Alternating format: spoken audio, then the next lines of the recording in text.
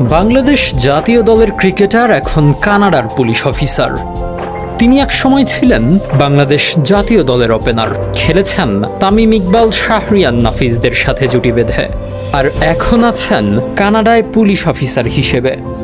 বলছি বাংলাদেশের জার্সি গায়ে জড়িয়ে 7টি টেস্ট, 18টি ওয়ানডে আর 2টি টি-20 খেলা মেহরাব হোসেন জুনিয়রের কথা। 2006 সালে অনূর্ধ্ব-19 দলের বিশ্বকাপ দলে জায়গা পান মেহরাব, আর সেখানে ব্যাট বল 2 হাতেই ছিলেন বেশ উজ্জ্বল। বিশ্বকাপে 12 ম্যাচে ব্যাট হাতে করেছিলেন 213 রান, আর বল হাতে নিয়েছিলেন 16 উইকেট। আর তাতেই কিনা 2006 সালে ভারতে অনুষ্ঠিত আইসিসির চ্যাম্পিয়ন্স ট্রফিতে জিম্বাবুয়ের বিপক্ষে অভিষেক হয় এই অলরাউন্ডারের। 2006 থেকে 2009 এই 3 বছর মেহরাবকে দেখা গেছে টাইগারদের হয়ে 22 গজ মাতাতে। ক্যারিয়ারে সর্বোচ্চ 83 রান করা মেহরাব ড্রেসিং রুম শেয়ার করেছেন সাকিব তামিমদের সাথেও। 2009 সালের পর আর জাতীয় দলে খেলার সুযোগ হয়নি মেহরাবের। জানা যায় ওই বছরই নিজেকে সম্পূর্ণ বদলে ফেলেন বাংলাদেশ জাতীয় দলের সাবেক এই ক্রিকেটার। মেহরাব হোসেন জুনিয়রের খ্যাতি ছিল ধর্মভীরু ক্রিকেটার হিসেবেও।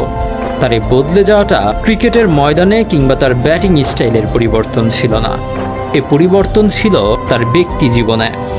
খেলার সময়টুকু বাদ দিয়ে মেহরাব জুনিয়র তার অবশিষ্ট সময় 5 ওয়াক্ত নামাজ পড়ার পাশাপাশি পবিত্র কোরআন শরীফ, কোরআন শরীফের বাংলা অনুবাদ, বুখারী শরীফ, মুসলিম শরীফ এবং অন্যান্য ইসলামী বই পড়ে সময় কাটাতেন। সম্পূর্ণ ইসলামিক ধারায় দৈনন্দিন জীবনযাপন করতেন তখন থেকেই। তার জীবনে আরও পরিবর্তন এসেছে, টেলিভিশন পর্যন্ত দেখেন না। নিজে সুন্দর গিটার বাজাতেন, নিজে গান লিখে তাতে সুর দিয়ে নিজেই গাইতেন। 2009 থেকেই তার ধারে কাছেও যান না, সব ছেড়ে দিয়েছেন। ইসলামিক ধারায় জীবনযাপন করার আগে নিজের বিয়েতে ধুমধাম করে গায়ে হলুদ করলেও এখন কোনো গায়ে হলুদের অনুষ্ঠানেও যান না। খুবই কাছের ঘনিষ্ঠজন হলে শুধু মূল অনুষ্ঠানে যোগদান করে থাকেন। আর সেই মেহরাবই 2023 সালে হয়েছেন কানাডার পুলিশ অফিসার। জাতীয় দলের জার্সিতে সর্বশেষ খেলেছিলেন 2009 সালে শ্রীলঙ্কার বিপক্ষে। এরপর লাল সবুজের জার্সিতে মাঠে নামার স্বপ্ন দেখলেও হয়ে ওঠেনি।